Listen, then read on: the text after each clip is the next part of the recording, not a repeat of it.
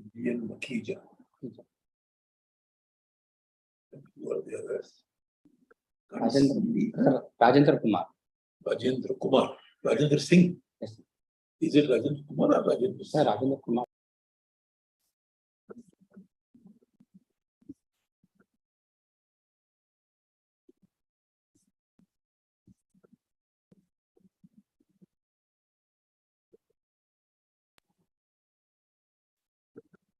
This one. Akhilesh, Prashant. One second.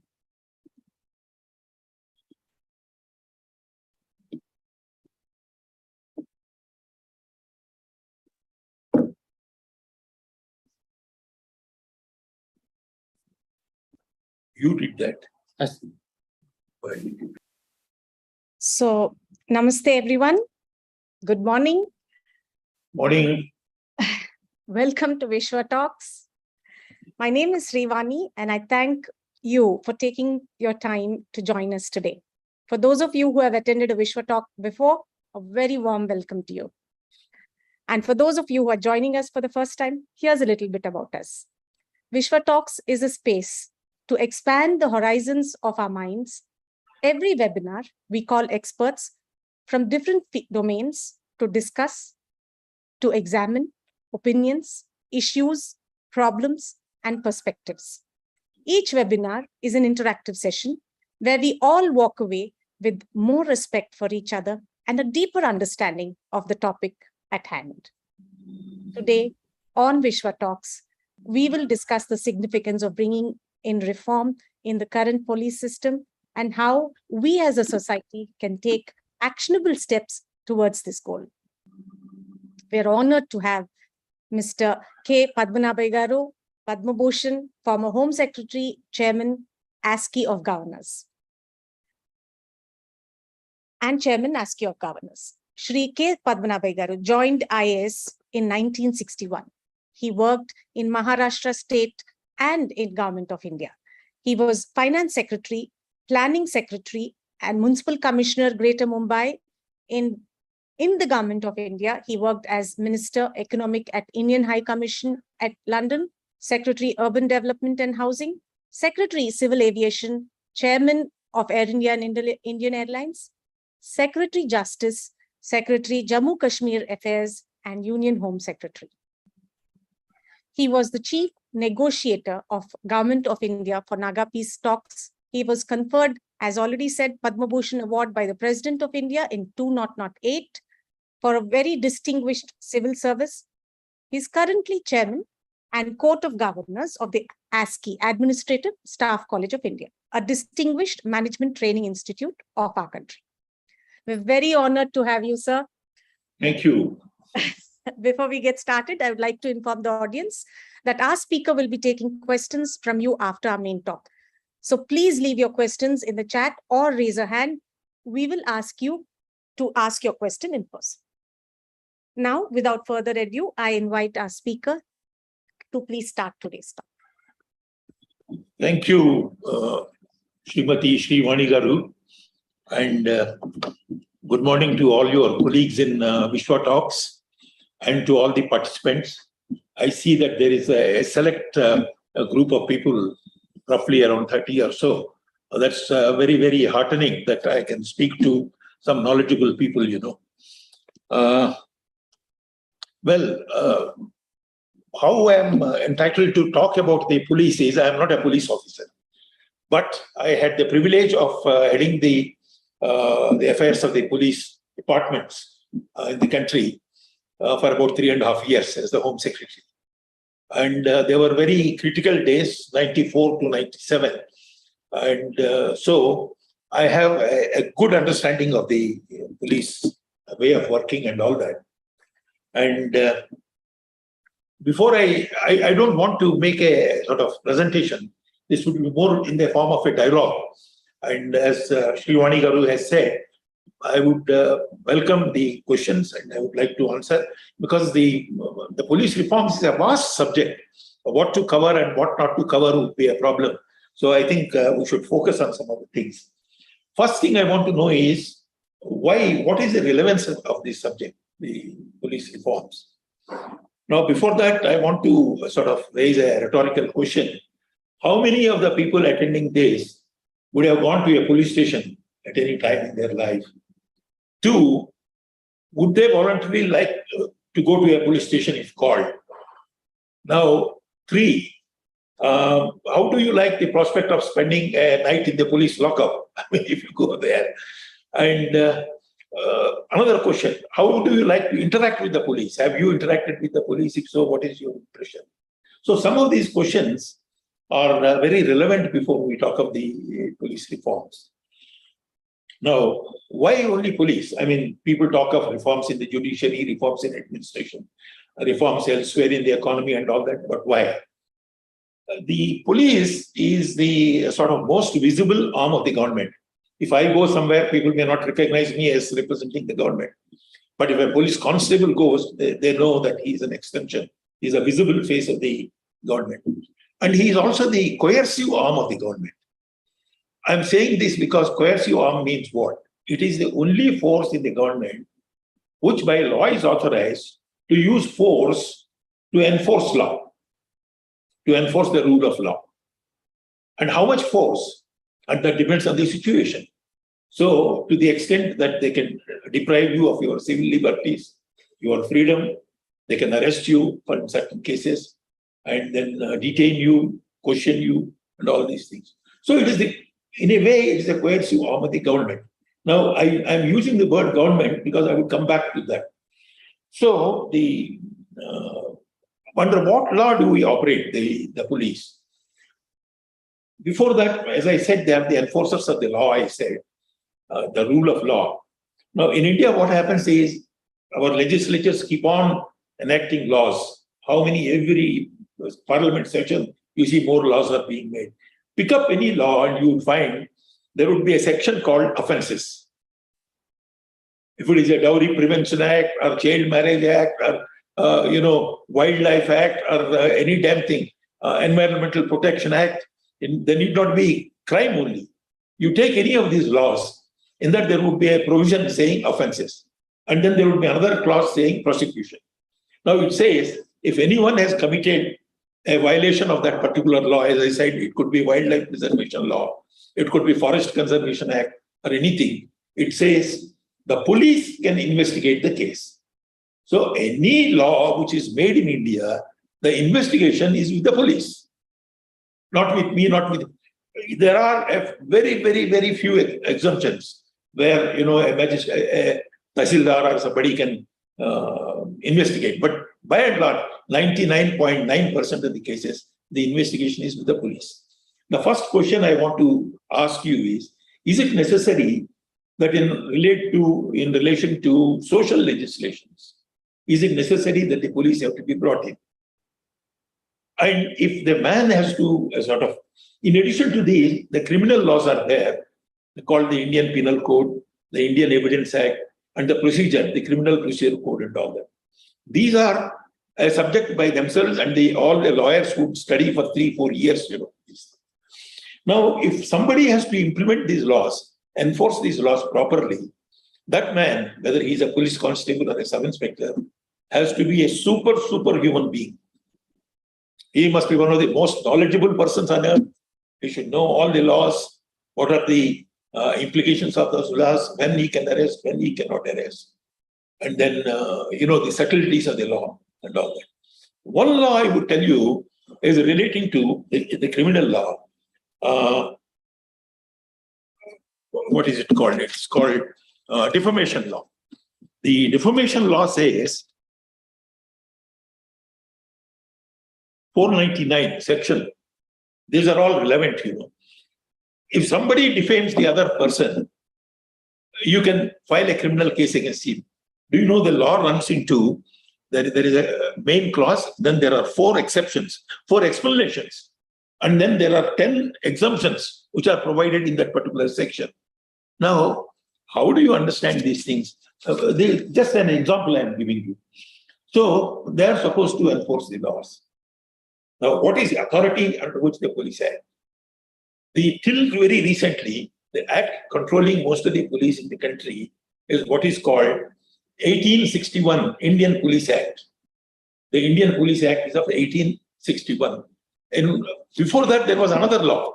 Because the first capital of the British was in, not capital in that way, settlement was in Madras. The Madras passed an act, it is also called the Indian Police Act, 1859, so 2 years before this. Then the main act came in 1861. What is the reason why that law came in 1861? Because 1857, as we all know, the so-called First War of Independence of India, the Sipahi Revolt or whatever it is called, that took place in 1857, which shook the foundations of the British Empire. Then they said, no, we must have a law. The police force has to be there. They have to be under a law. That's how 1859 and 1861, these laws were made. Now, till very recently, that is around 2010 or so, this is a law which has been adopted by every state, and they were working under that. And what is the purpose of this law? The purpose of this law is you have to maintain, the police have to maintain law and order, see that there are no demonstrations and other things against the government. The government is properly protected, government property is properly protected, and communal harmony is maintained.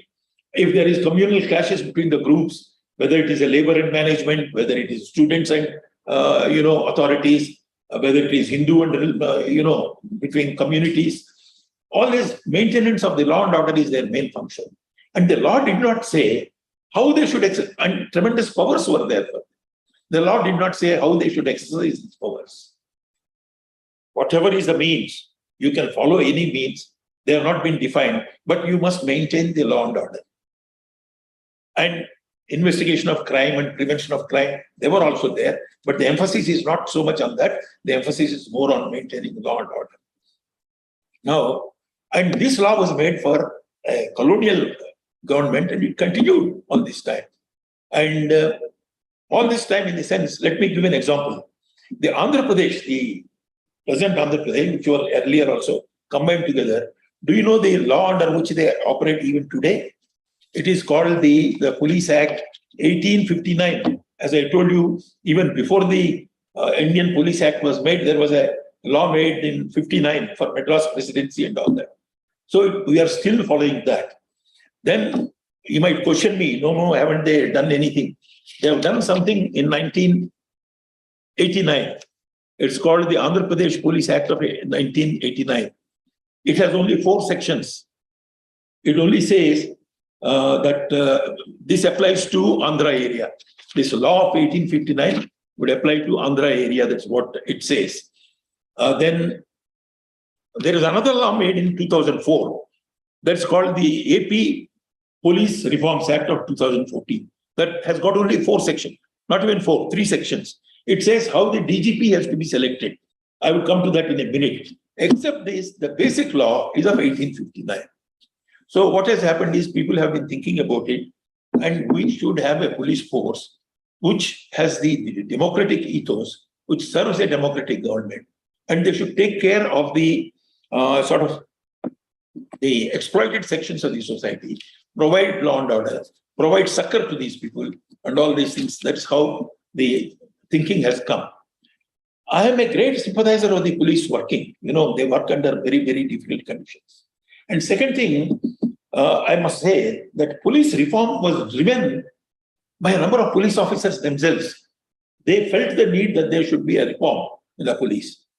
And so what has happened is, when the reform was 1979 to 1981, 3 years, the first police commission, the National Police Commission, worked, and some volumes of report they have submitted, and they said the law should be changed, and it should be a law which is which follows the ethos of a democratic society and all that. Not only that, then in 1980 itself, they formulated a model police act saying that this police act should be implemented. And thereafter, since it was not being done, one of the police officers went to the Supreme Court. The decision was given in 2006, Prakash Singh. He said, we have been talking about police reforms. There are reports here and nothing is being done by the governments. So no government touched these things, irrespective of the color, whether it is Congress, whether it is BJP, whether there was a communist part also in the this one, coalition governments, no government wanted to touch the police reforms. But the police officers themselves were wanting it, and a lot of intellectuals said that this police must be reformed.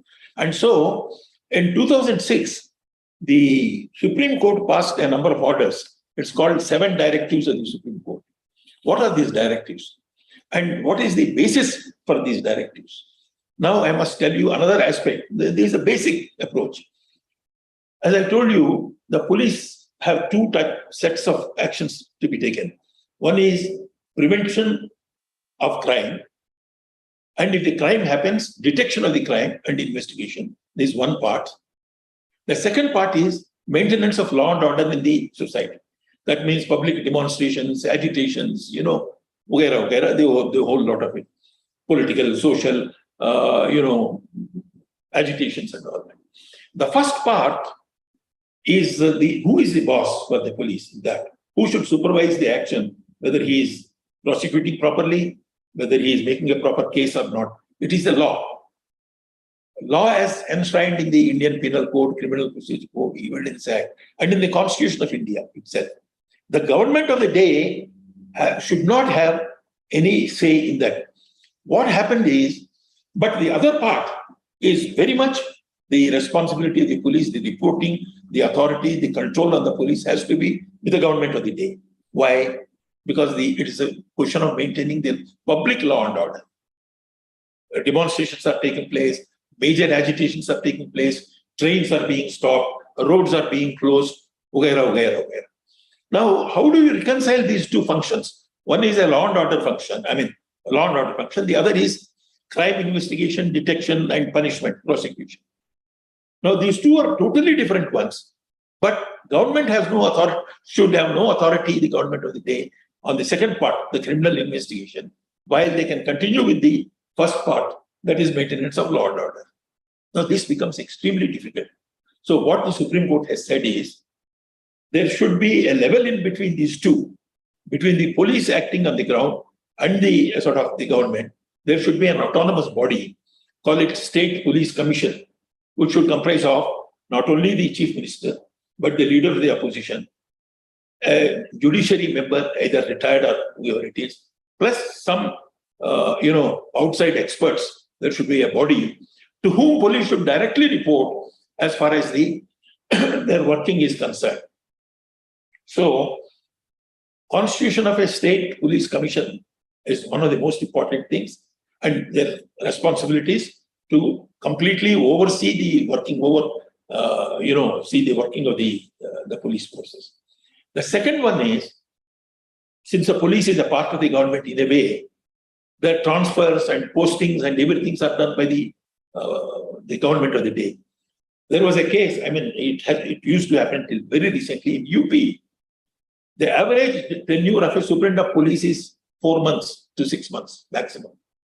The political leadership has taken the authority to transfer the station house officer, what we call the sub-inspector, They used to transfer as the like.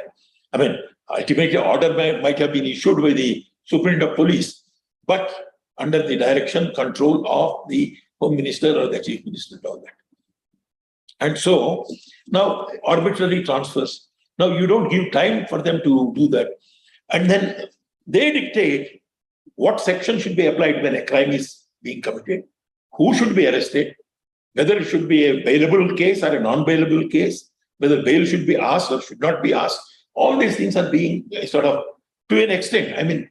When I'm saying this, please excuse me, because the situation changes from state to state. Some states may be slightly better than the other states, but I'm talking of the average, this one which is going on. So they have said investigation and of crime and law and order function should be separated to the extent possible. And the reporting should be also different in these cases. This is the second recommendation. The third one is a State Police Commission. And the fourth one is, the autonomy is preserved in the first one by constituting. At the same time, accountability is to be there. Then they said there has to be a police complaints authority at the state level. to whom complaints against the police can be made. Because in the police hierarchy, you can't completely trust the senior man, whoever an individual may be very good, to sort of objectively inquire into a complaint against his own force at the lower level. So they said there should be a police complaint authority at the state level, which is headed by a retired judge. The chief secretary can be there, the DGP of police would be there, and one or two other people. So complaints should be made to them and they should be investigated in an objective manner. And similarly, at the district level, which is the operational level, there should be a police complaints authority there also. So these are some of the, and fourth one is, they have said a police establishment board should be there so that the arbitrary transfers should not be done. And a minimum tenure of 2 years should be guaranteed to all the key positions, which includes right from the station house officer, that means the inspector in charge of the police station, up to the DGP. Then also they have made another session on how to recruit the DGP. DGP is the top authority in a state. So what happens is politicians tend to have a man of their choice who can listen to them, with whom they can get along well, so that, sometimes a junior man is picked up who is 10 times below the senior most person.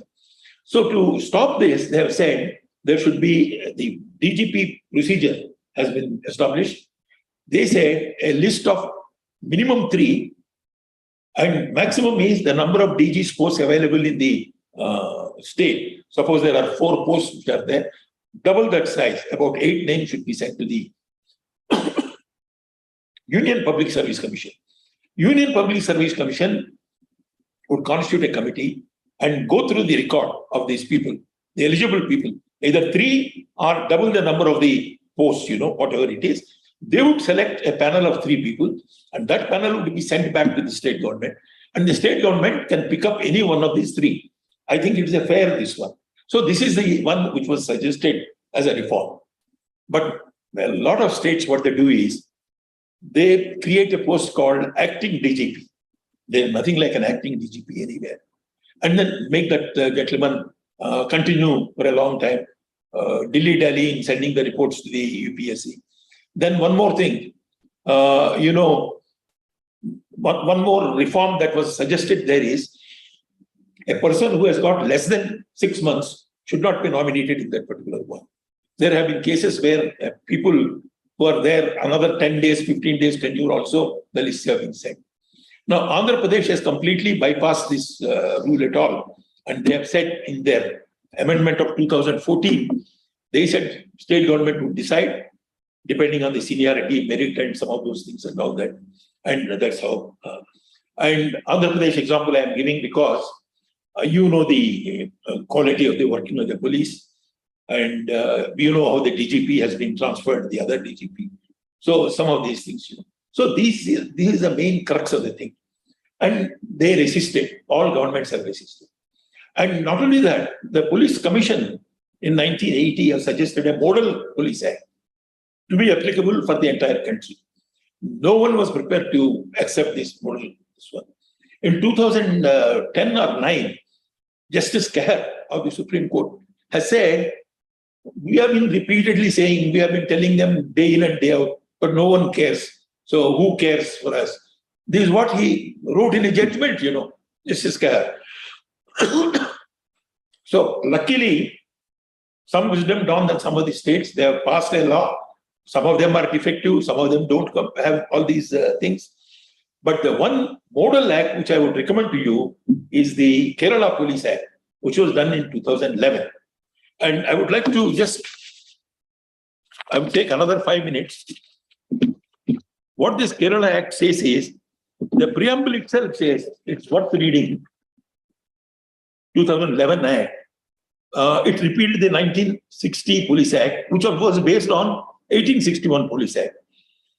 Preamble, whereas it is expedient to provide for a professional, trained, skilled, disciplined, and dedicated police system to protect the integrity and security of the state and to ensure the rule of law with due transparency and by giving due regard to life, property, freedom, dignity, and human rights of every person in accordance with the provisions of the Constitution of India.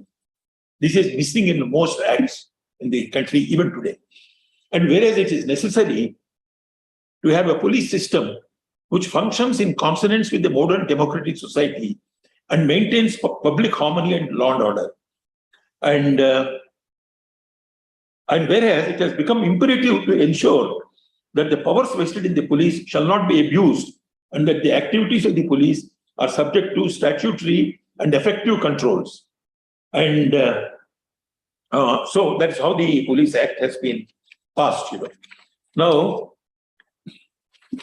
I would also like to mention what are some of the major provisions in the Police Act, the Kerala Police Act. They have constituted a 10-member state police commission. There is that committee would do the evaluation of the police performance every year would be reviewed by a panel of 3 experts appointed by the State Police Commission. Now, there is a section relating to behavior of police officers, which is section 29, how they should behave, and this one. Police and public may keep audio or visual records or electronic records of what is happening at a police station or where police are acting. You must have seen some cases where police are beating some women or dragging them and all that. If somebody tries to take a photograph, the camera is, taken away and like that. So they said it's possible. Then community policing, they have said a committee of contact, a contact committee, a community contact committee should be appointed for each community, for each locality. Beat constable system, minimum tenure of police officers, 2 years, even for the station house officers. Police Welfare Bureau, Police Establishment Board, Police Complaints Authority at state and district level. And another thing, bribe taking or extortion by the police officers is made a specific offense under section 115, for which a penalty of up to 7 years punishment can be done. So these are some of the things. Now, Andhra Pradesh, I had mentioned to you, that is not even worth mentioning. Then there are other aspects relating to the reform of the police. These relate to modernization of the police. Modernization basically on forensic science laboratories. Most of our fellows still believe in third-degree measures, beating up the fellow and all that. So scientific measures for investigation, especially the forensic science laboratories, which are in a terrible mess, the fingerprint bureaus, now with the artificial intelligence, the cyber crime, the 5G, all these technologies now have double edge. One is they help the police in investigating the things, but they would also lead to more crime, like cyber crime, or because you are no longer secretive. Any action which you do, your accounts, everything, the moment you put it online, it is visible to everybody. I mean, whoever wants to hack it. So the scientific aids to these things, and then some of these things have to be noted. Then the conditions of working of the police. The police are supposed to be like civil servants also, 24-hour on duty. Now they have been, the last ounce of blood was taken out of them. They're, especially in bandobast and all that, they keep hanging around for such a long time. Their conditions of living are awful. Earlier, the police lines and all that. Now, luckily, police housing boards have been created. Police welfare boards are there. Conditions of, should not work more than 8 hours. But if he continues because of his situation for 10 hours, relief should be given. A lot of states have brought in that. Their pay scales used to be miserable. The pay scales have been improved substantially. Now, the training part of it. The training part of it is a constable is recruited after intermediate, or a sub-inspector is recruited after BA. But they undergo a training of about 9 months, which also includes the on-the-job training, somewhere. I think it is too little for a complex job like this. It is too little, this 9 months of training. And it has to be more. And I think you should catch them young. For example, the Jesuit, people recruited to the Jesuit, these things, or even our RSS itself, catch them young. After the 10th standard, anybody who has an inclination to join the police force, The police colleges should be established. Police training can be given. Intermediate is 2 years, graduation is 3 years, 5 years. 5 years we can train them and let them be affiliated to a university. Let them get a degree, in police, police science. And I think for a modern age, that would be much better, So these are some of the things I wanted to mention. Then there are other things like adequacy of the police. Police keep on complaining that we don't have adequate police forces. But if you see the figures, you would see that a lot of recruitment takes place. Now, how this recruitment takes place is for 3 years, 4 years, you don't do anything. In 1 year, you recruit 5,000 fellows or 10,000 fellows. Now, if you recruit 10,000 fellows at one time, where would you train them? Where are the training institutions?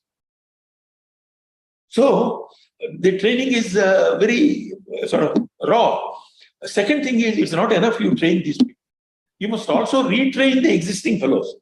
In fact, what happens is, if a bright, young, new police inspector, sub-inspector says, sir, let us follow these particular systems, new systems. The old guard, the fellow who has been there in the system for 25 years, you would say, you're an idiot, this is not the way, you beat up that fellow, something will come out and all that. So some of the existing people have to be retrained. These are some of the aspects. But then another problem with the numbers is, what happens is, in the police, there is a civil police and there is an armed police. You would have seen Maharashtra armed police, Andhra Pradesh armed police. They carry guns all the time and they are in camps and they are sent into whenever communal riot or some situation takes place, some law and order position, they are brought in. A lot of recruitment is taking place into the armed police constabulary and not to the civil police. Similarly, if you take the all India level, because I was Home Secretary, I know the police forces at the central level, though police is not a central subject, a huge border security force, Indo-Tibetan border police, CRPF, Central Reserve Police Force, is the largest police force we have. And every year we keep on adding to them. So a lot of police forces are being recruited there, but not at the place where they are wanted. So these are some of the points I wanted to mention. But as I said, I have a lot of sympathy to the people, the police. Why? Because there are some brilliant young police officers, especially the people who are recruited in the IPS. A lot of them are engineers, science graduates, doctors, and some of the sub-inspectors also, even though the minimum qualification is a BS, BA, some of them are even postgraduates and all that. They are prepared to do, but I think we should encourage them and then provide these things. But behavior, police behavior, last word, one thing I wanted to say. Why do the police behave? I mean, we all say they behave in an arrogant manner. They don't give you respect. Their language is rough and all that. The reasons are, one is their service condition. They become, rough and tough. The second one is the police culture. That macho image of the police. The third one is the police code of, what should I say? The code of conduct, not code of conduct actually, their own internal code. No police officer would speak against another police officer, even if he knows that the other man is corrupt or he has been using third-degree measures in doing these things and all that. So it is very, very difficult to get the truth out of, if some irregularity has taken place within the police system, it is very difficult to sort of get it out. Some of these things need to be added. There are human rights activists who allege a lot of things against the police. I don't give much importance to that because you cannot talk only of human rights of the, the accused. What about the human rights of the victims? And all these things. Last one I wanted to say, the police are only one part of the justice, criminal justice delivery system. The other parts are prosecution. Now, prosecution is done by the lawyers, the police prosecutors. In many departments, there is a separate prosecution wing, prosecution department.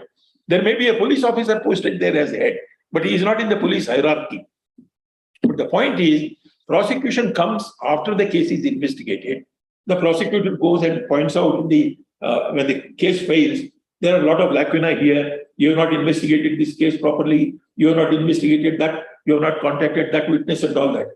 The point is, should not this prosecutor be a sort of guiding the case as it is going on, as the investigation is going on, rather than a post facto advice saying you have not done it properly and all that? So what should be the role of the prosecutors? There are difficulties in that. One argument could be, though you have a sort of concocted the evidence or some such thing they can say. But I think the balance of advantages in a prosecutor advising the police during the investigation itself, keeping it at arm's length, this one. Then the judiciary, a lot of pendency is there in the judiciary, and then what judgments they. So you can't entirely blame the police for a sort of failures and defects in the criminal justice system. Police are only one part that needs to be taken care of. I think I would stop it here, and I would answer any questions that may be posed to me. Thank you. So before we move into our question and answer session, I would now like to request the audience to take a 30-second poll. The purpose of the poll is to help us understand you a little better so that we can curate the topics that we bring to you. You can also let us know in the chat box how you found out about the WishwaTalks, if you are a WishwaTalks subscriber, or you found it out from about the event on social media. While you take the survey, I would like to express my gratitude to everybody who has joined us today for their presence, and now with the interactive contribution, making this webinar a huge success. I extend my gratitude to Padmanabhaiah because this time was very limited to cover such an important topic, yet he's touched on almost every single aspect of the police reforms and given us an understanding of the different aspects of it. Thank you so much about it. With this,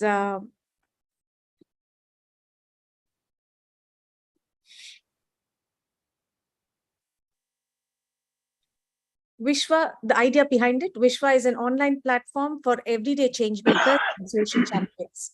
It's a crowdfunding and a crowdsourcing platform that is aimed at helping anyone find the support they need in their efforts to have dreams for themselves and for others, and in the process to make our place a better.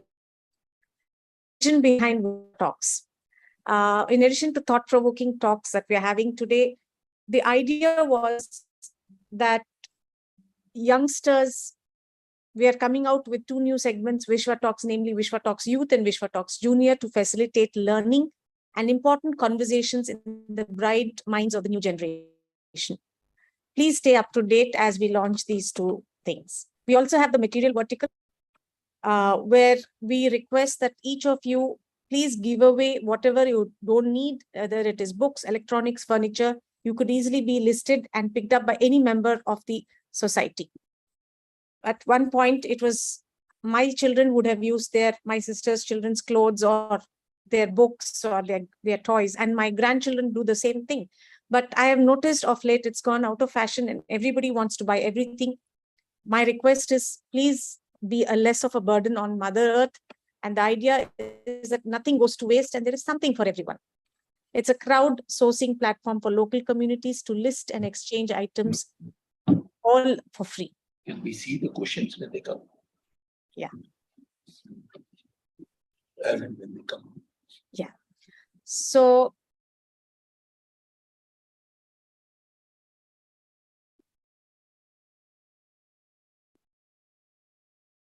right.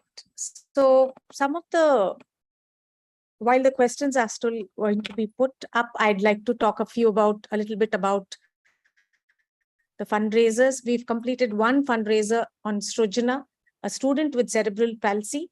She was walking 11 kilometers to school. Her principal had raised a fundraiser at Wishwa and it was completely funded. And thanks to the anonymous donor, today she's able to cycle herself to school. We also have a few fundraisers like the Stepwells. Today we have the Bhagirath project, because of which everybody in our state is getting water, the drinking water. But Bhagirath is a lift irrigation project, which is highly expensive. We need to use it when we have droughts, which are continuing for 3-4 years. Whereas replenish, reuse, recharge, and recycle the water that we have in our villages, in our towns. One such venture is the Stepwells. We have a fundraiser for Stepwells where eminent architects from Hyderabad, from the Hyderabad Design Forum, have identified more than 150 stepwells, and they are documenting these stepwells, the engineering part of it, this historical part of it, and how to revitalize them and restore them such that the public, such that the water conservation, it becomes a water conservation opportunity, tourist destination, educational opportunities are given. And these are also sometimes places of worship. It's also a recreation place, and we need to support such people. We also have the Roshni Trust, which is bringing the importance, which is a 20-year-old organization working in Hyderabad, which has been bringing up mental health issues. It has been conducting free psychiatry camps for the underprivileged and bringing the importance of mental health to the forefront. So our next upcoming talks are suicide prevention, survive depression, from the organizing, from the speaker Anita Mukta Shaurya. She's a dancer, Mohini Ayatam dancer, founder of Lasya Druta author. We also have teaching peace education in and beyond the classroom. The speakers are Ms. Usha Raman and Urmi Chanda. Ms. Usha Raman is a professor, Department of Communication, University of Hyderabad, and editor, Teacher Plus. Ms. Urmi Chanda is peace builder, research scholar, journalist, senior program coordinator of the Indian programs at Seeds of Peace. We come back to our session where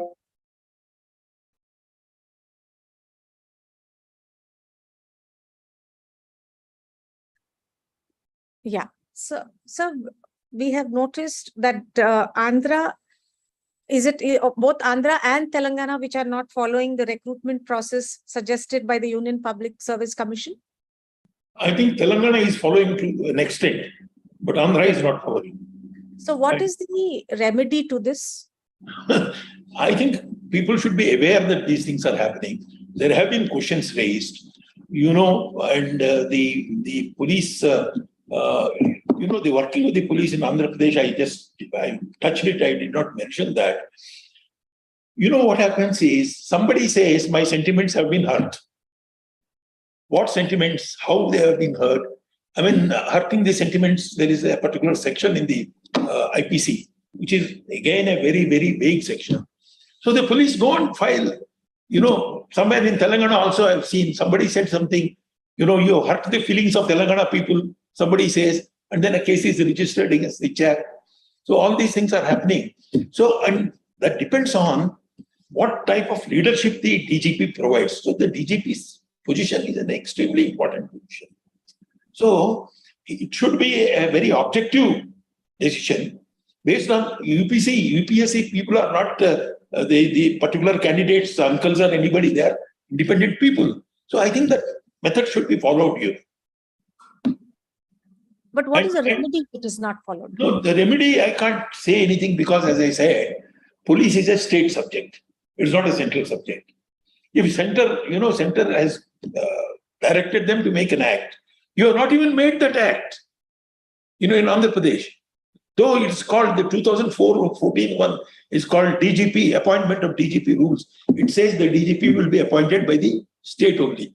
It does not talk about the UPSC commission, the committee constituted by them, sending 6 names, getting a panel, selecting one of them. It doesn't follow. You just appoint somebody. And by the time somebody goes to the court, the aggrieved fellow, if at all, by the time the decision comes, the man retires by that time. So, I think agitation, people must say, why are you not following this? If Kerala, as I told, Kerala is not the only state. There are other states also which are doing fairly well. But I think awareness is the only answer.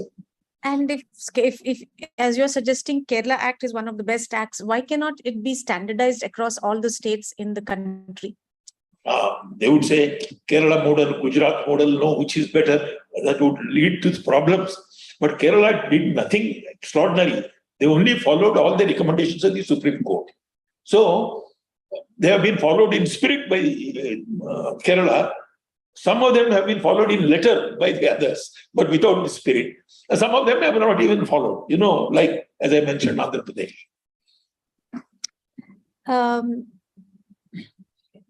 I have another question. Today, we have an online platform. Today, everything is technology. We have e-Seva. We have people who can put their complaints online and where FIRs can be registered. But unfortunately, most of these online platforms, though say that evidences can be uploaded, most of the time the platforms don't work and the evidences are not uploaded, and there is hardly any work going towards making them effective.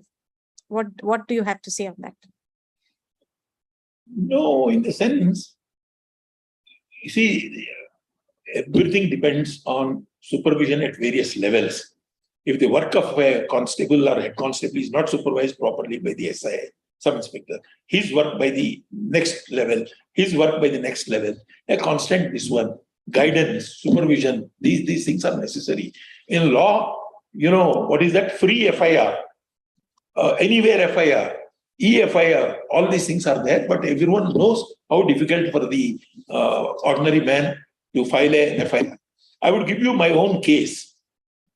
I wanted to file an FIR in here because one of the checks given to me by my tenant has bounced, not one.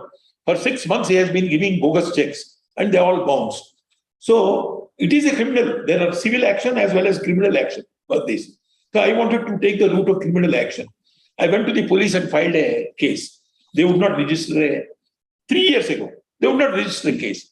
Then I went to the High Court here because one lawyer told me, let's go to the High Court. High Court gave a directive saying that this reveals an offense, criminal offense. So please record. Achha, before that, I spoke to the police commissioner here, the ex-police commissioner, so who is a good friend of mine. He told the police fellows, please look into this. Still, there was a lot of delay. Then I went to the High Court. High Court directed. Then only that case was registered. And the moment the case was registered, within 15 days, my money came back. The fellow. So, you see, the point is, you must exercise. You're a home secretary, so knowledgeable, and you had to take so much of action. And once the action was taken, even without going to court, you've received your money. But what is the status of common man? I'm just mentioning that everything, there is no free this one. I mean, you have to struggle. You have to point out these things. I'm not joking. Anjani Kumar, the police commissioner, I had talked to him. He said, you file. These chaps were just delaying. Then I went to the Supreme Court. I got the entire case papers. On the basis, again, I'm trying to file a case in New Bombay where I have got another house. But those people again are resisting, saying, because I'm in Hyderabad, so they say you're in Hyderabad, we don't want to register the case here. These people say, no, we don't want to register because the offense has taken place in New Bombay. So jurisdiction problems. You are talking of free FIR, and then it would be transferred to the concerned, police station. There is no problem. But these things happen, So there eternal vigilance is the price of democracy. As they say, eternal vigilance is the price of your getting your right enforced. So there was a time when, to get a telephone, you had to wait for 6 months. To get a gas cylinder, you had to wait for a couple of years. But somewhere, some people like you who have come forward and made changes has made life a lot more easier in the country. If intellectuals like you could come out knowing very well that these are the problems, the first step, as you said, is the FIR needs to be filed. Because once the FIR is filed, definitely most people do not want to get into the rut of the police and the court. So at least I feel, I'm of the opinion at least 50% of the cases would get resolved there itself. So who can think about these changes and bring about these changes? Today, if somebody has a problem, why are they not comfortable to go to a police station and place a FIR rather than going to the local politician or a local person with brawn to sort out this issue. What is the reason we are, what are the remedies we can get in the country as intellectuals, as people in this forum? We have 60 people in this forum. As people in this forum, how can we think through and make this change available, happen in the next 10 years in our country, if not one or two? I think it would take, the change would come, the change is coming slowly. As I said, better educated people are coming. I tell you, till very recently, how the recruitment of the police was being done in Bihar. One day they would announce, and then they would ask 10,000 fellows would come.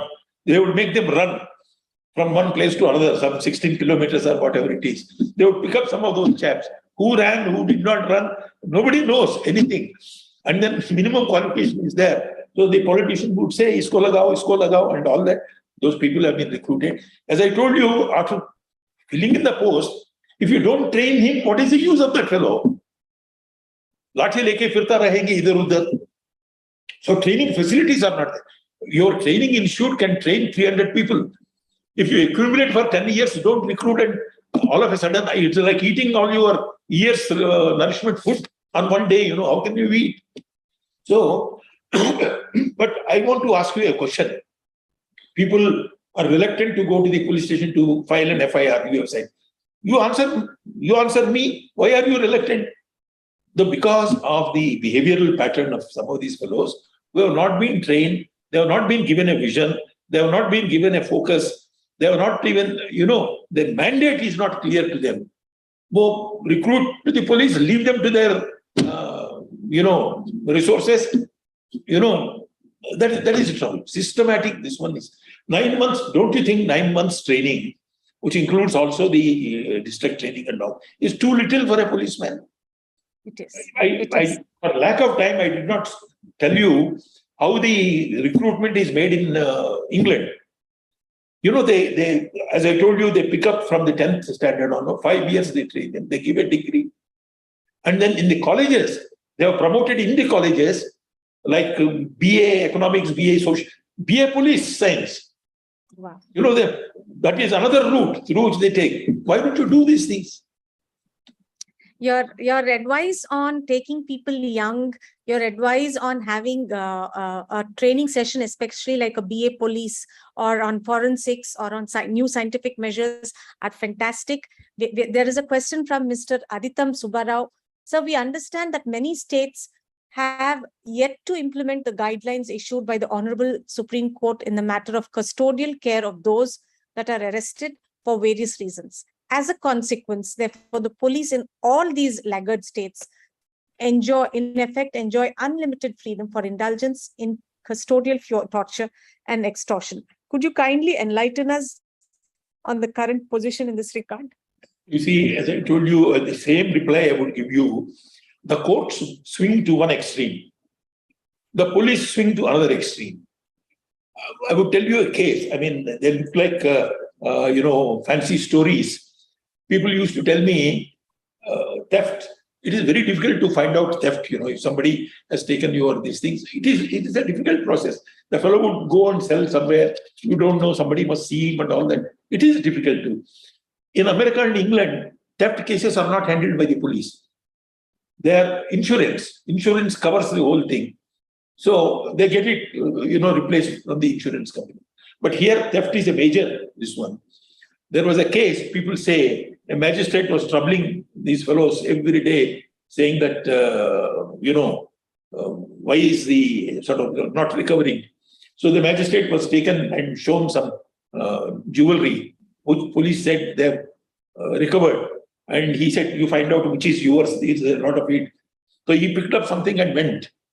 It was not his, but he got something, so he kept quiet.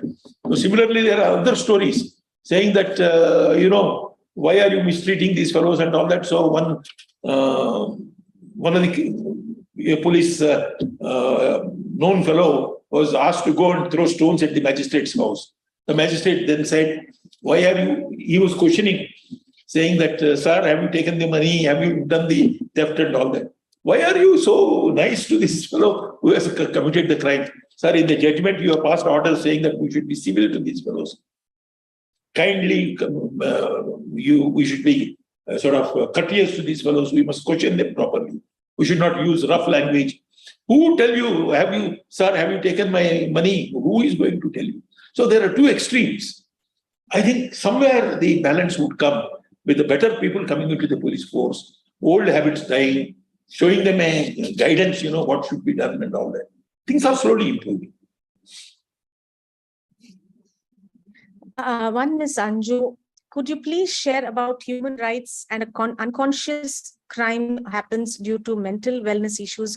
Would you say or treat person as victim or criminal? How such people or criminal will re-establish them in society? Would you repeat once again? It's basically when can a person escape in the name of mental health wellness issues? Yes, can a man escape? Or treat person as a victim or a criminal. How can such people or criminals, how do we re-establish such people in the society? I can't answer this question. I think it requires some more specialization in the police. So the point is, mental health patients, how do you define mental health? In America, a child is sort of slightly, he doesn't talk to you, mother, for half an hour. They say there is some syndrome, particular syndrome. So everybody is subject to some psychological syndrome or something. I think, I don't know. I can't answer this question, frankly. It needs to be handled by an expert. Yeah. There is another question. Many false criminal cases are filed under the political pressure of members of parliaments and MLAs in UP. Yes. This is a very, very important point, which I can speak in another subject for hours together.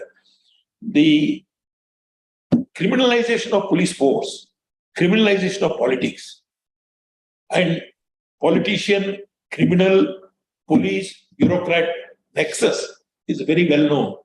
One feeds into the other, so they're all together. And so unless the criminals are mostly, how do they get so many funds, all these parties? How can you spend 30 crores of rupees or 40 crores or even more for an election? Now, whatever we are doing in the name of democracy, some of these things are not right. We all know. Like votes are being purchased by 2,000 rupees and all that. In fact, in Telangana, if you remember, some time ago, there was a case where people had gone to the police station and complained saying that we are not being given that 2,000 rupees for voting. They had gone to the police station. They said, please see that our money comes to us, No, this is ridiculous. So, so the criminal nexus is there. You must have heard the case of somebody called Muslim chap, starting with N. That fellow was arrested. And then it found out that, he had the lands of so many politicians and police. What is his name? Starting with N. It's a famous case. Naeem. Somebody says yes. Naeem. So these are all known. You protect some people, the police chaps. In the court cases also, they say the Panchanama fellows are all standard fellows. The same fellows keep on doing the Panchanama. And then witnesses, the court poxulanta, Telugulo. So the same fellows are brought as witnesses. So they have their problems. They would say, sir, where do we get the witnesses? The witness refuses to come. We don't give him money to that fellow. Somebody is summoned from Vijayawada to Hyderabad. You don't pay him anything. He's supposed to come on his own. Law provides that payment should be made. But police fellows don't have money. In fact, 5 years ago, the situation was in the police stations. Everything in the police station had to be bought by the complainant or by somebody else, some contractor. They wouldn't have paper to write cases on. If there is a dead body, unclaimed dead body is lying somewhere, you can't even bury it. The money is not there. So they collect it from the community and then bury that fellow. If there is a dead dog or something, they won't be. So it was very, very bad, I tell you. Police stations were most neglected. You can't even go and sit there. But things have improved quite a lot, and they are improving. The Home Ministry is responsible for bringing these reforms, or is it the Parliament, or is it the judiciary system? Who's accountable for bringing in these reforms? It is the government. It is the government. It is the government. Unless if the government fails to do, then you go to the Supreme Court. But as I told you, Justice Kahar, who was asked to monitor the implementation of the Supreme Court decision, he went on literally crying, I am helpless. These people are not following. What do I do if they don't follow the Supreme Court's orders? Do I dismiss the governments? What do I do? So basically, it is the legislature is not involved. Legislature is involved at a later stage. It is the government's, the executive government has to take a decision that I must pass the law.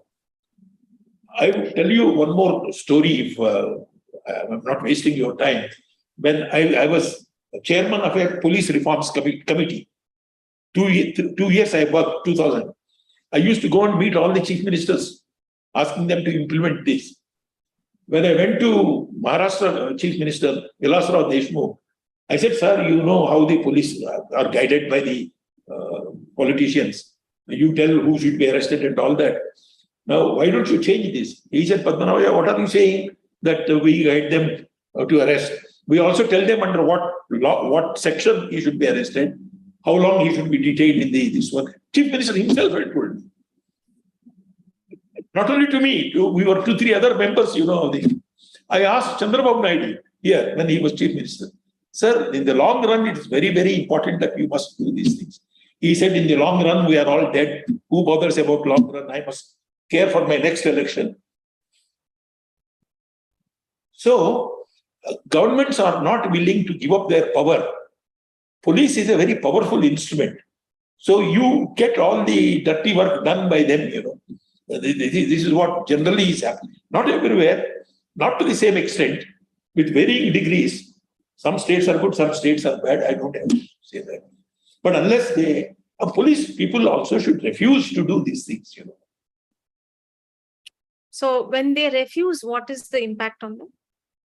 When they refuse, another fellow is ready to take over that position. If one DGP says, sir, I cannot do this, not according to the law, there are 10 in the queue to take over and do his bidding.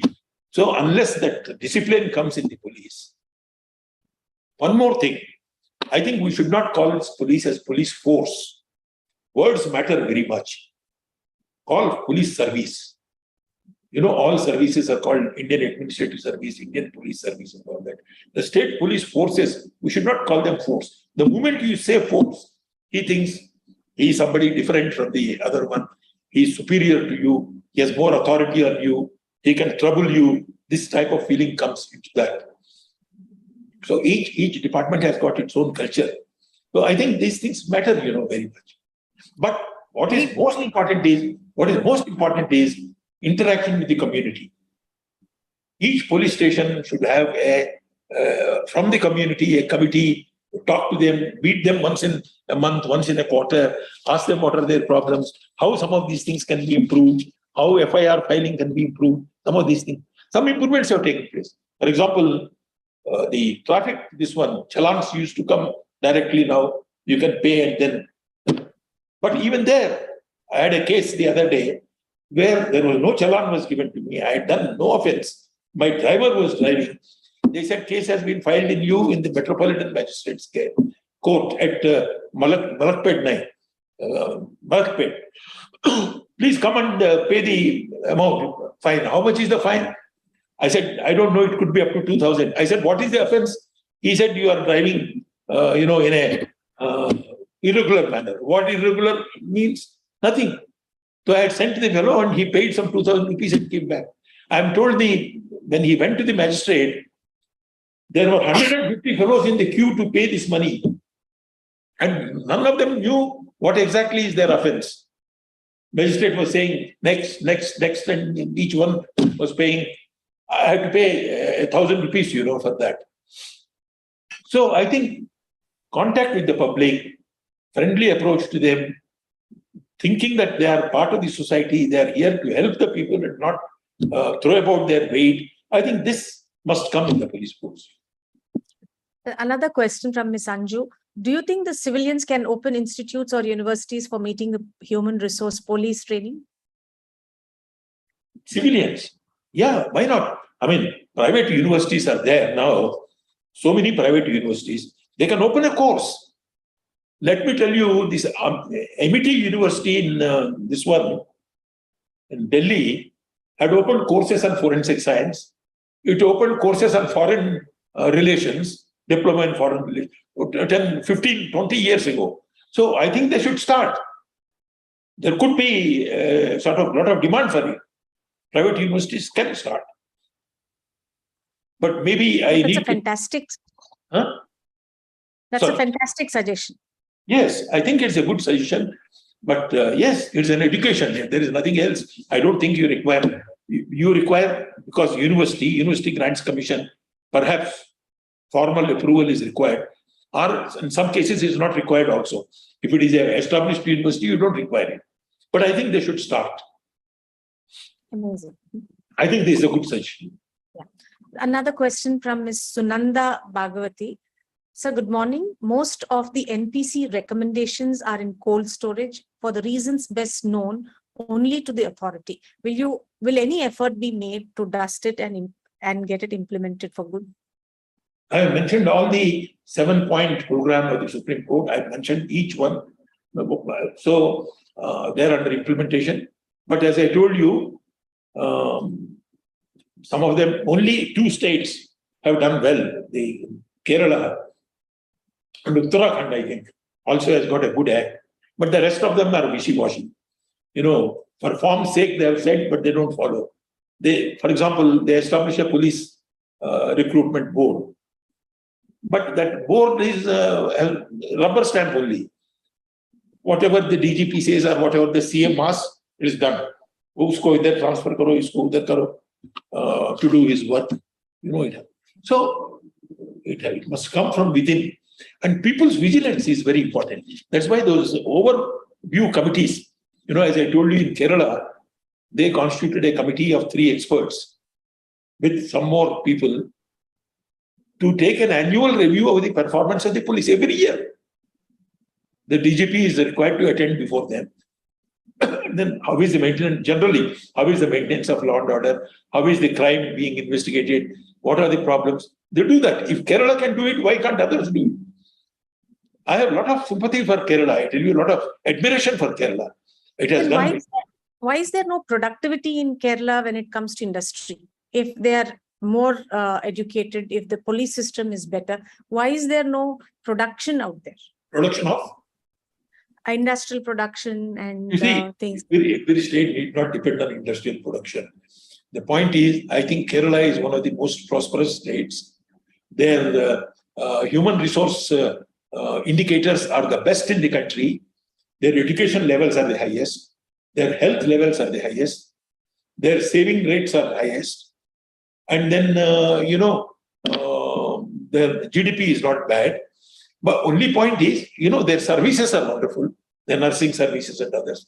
Industrial atmosphere, because of the communist regime at that time, because of the, labor relations and all that, it hasn't really taken off. And then it is in a corner of the country, geographical location also to some extent, and the political philosophy.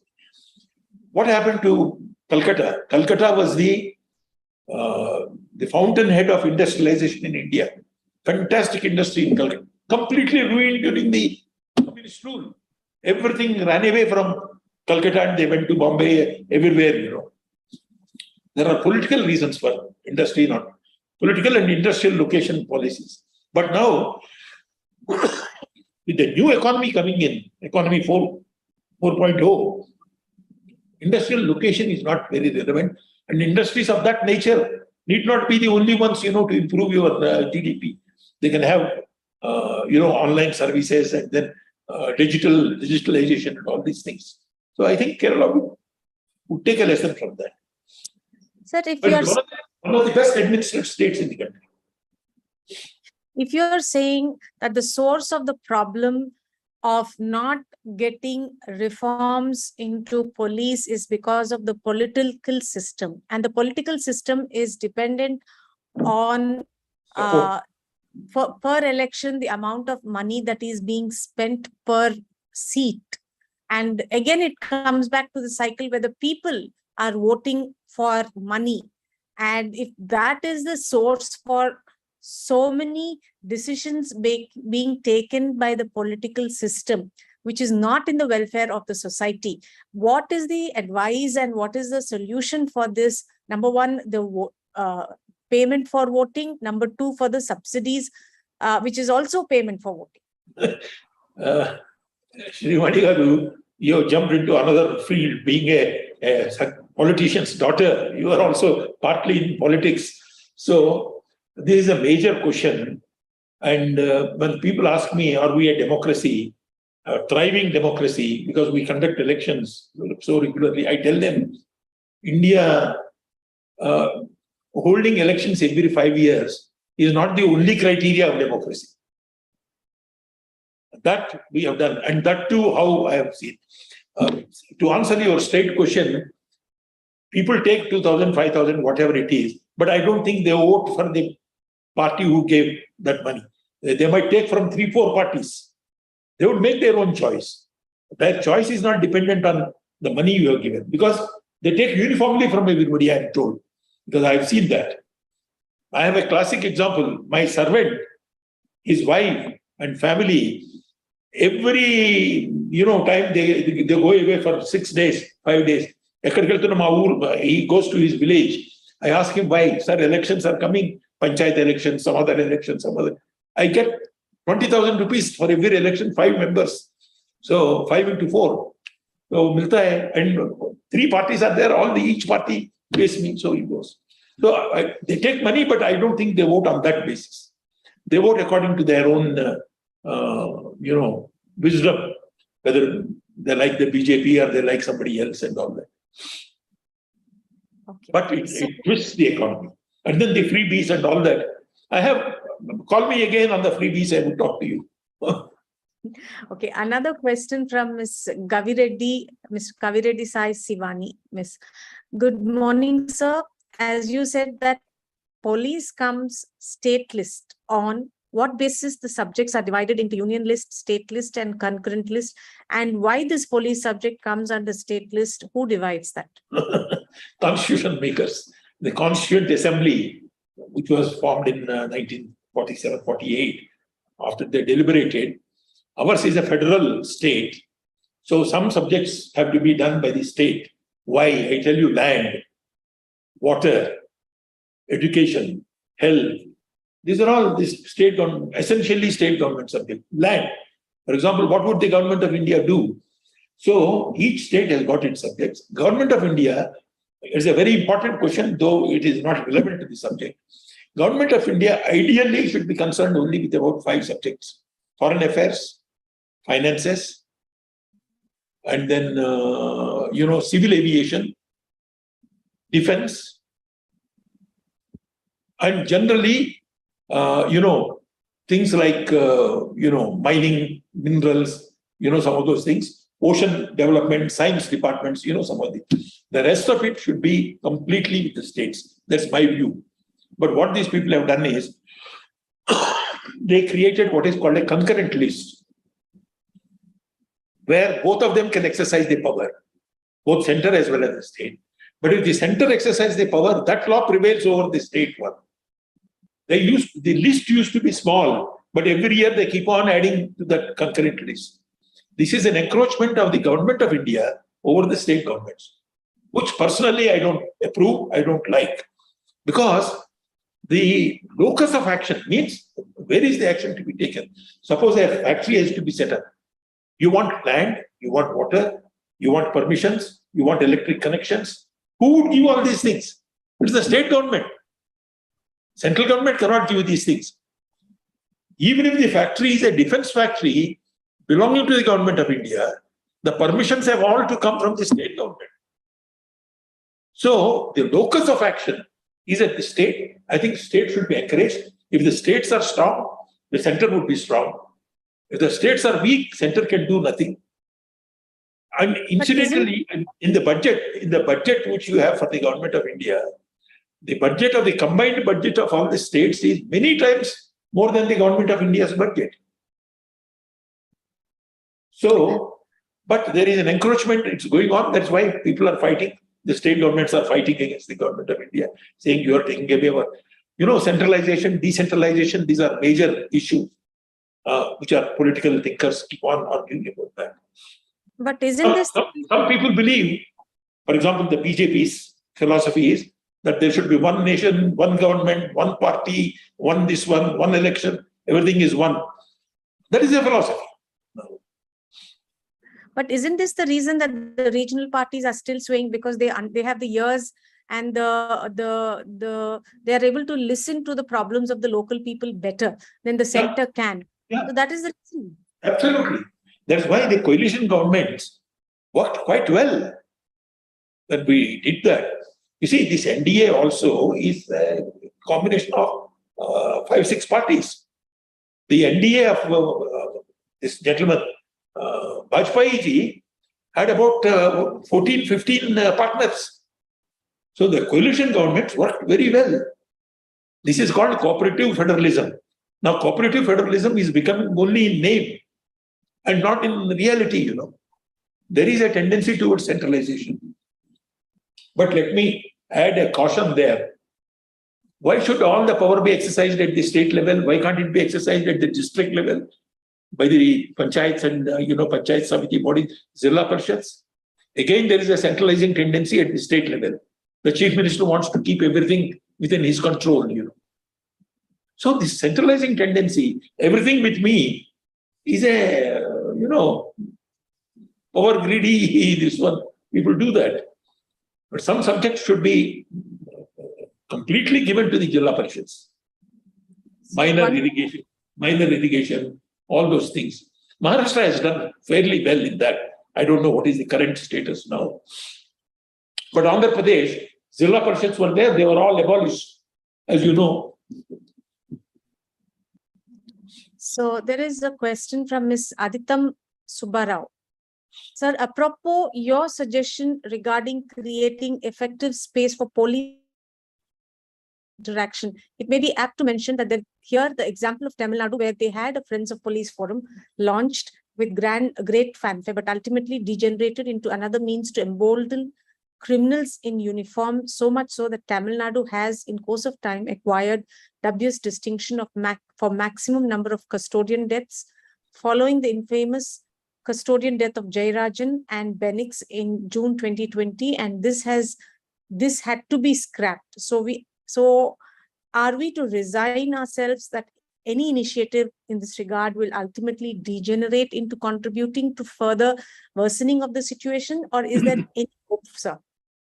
I am an optimist, so I think things would improve. But the point is, I would repeat, the status of the police, the working of the police varies from state to state. At one time, Punjab police was supposed to be very efficient, but today it's a very bad police force. They couldn't do anything.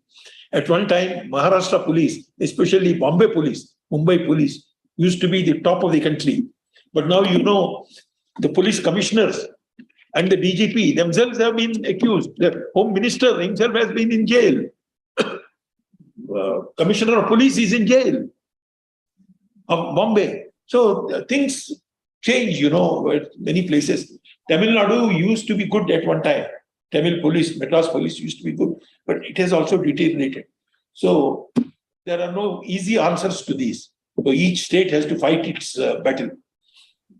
Sir, however the governments are, it is because of the Indian family system. To a great extent, there is a certain amount of discipline and a certain amount of culture and values. Now with the current movement from joint to nuclear system, value systems coming down, education which doesn't give an identity to the child who's growing, how do you see the next 10-20 years in terms of crime and the criminal justice system? No, I don't think it would have much influence on the crime and criminal situation. In the sense, from the combined joint families and all that, we have become nuclear families now, and husband and wife are working, and mostly today the inflation and the cost of living is so high. unless you have a lot of property given by your parents, unless both husband and wife work, you can't run your family, let me tell you. Both husband and wife have to work. And when they work, they manage fairly well. They're busy with their own affairs. So, and then they would avoid, contact with any of these, as far away from the government as possible. So, I think it would not have a great impact on the law and order situation. And they can't participate. They wouldn't have the time and luxury of participating in demonstrations, going around and if people are well employed, unemployment would have a tremendous influence on the law and order situation. Concealed unemployment, all these things would have. Discrimination, social discrimination would have a lot of influence on the police functioning. But not nuclear families. I think it would be better. One last question from Ms. Gavi Reddy Sai Sivani. If police department works effectively, then most of the citizens vote to same government in coming election. Then why the state government is not interested in to make the changes in police department, though it comes under state list? You see, the point is there are two things. One is, as Chandrababu Naidu has said, in the long term, it may be good, but what about the short term? Unfortunately, our political system, what happens is, a politician, there is a definition, a politician cannot think beyond 5 years. Whereas a statesman thinks long term, a statesman like Patel or Gandhi or, people like that, think of a long term, what would happen in 10 years, what would happen in 15 years, how would India grow and all that. But otherwise, now the point is, if there are immediate benefits to be reaped by controlling the police and through them controlling your opponents and all those things, keeping them under check,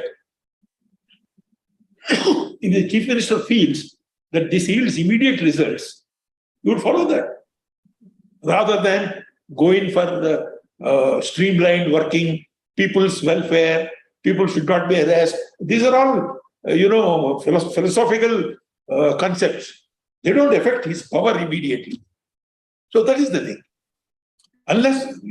So in every meeting, how many meetings are held on the police? This one, what powers should be exercised by the police? How it should be? Why it should not be directly under the control of the state government? How many people speak about it? Nobody speaks.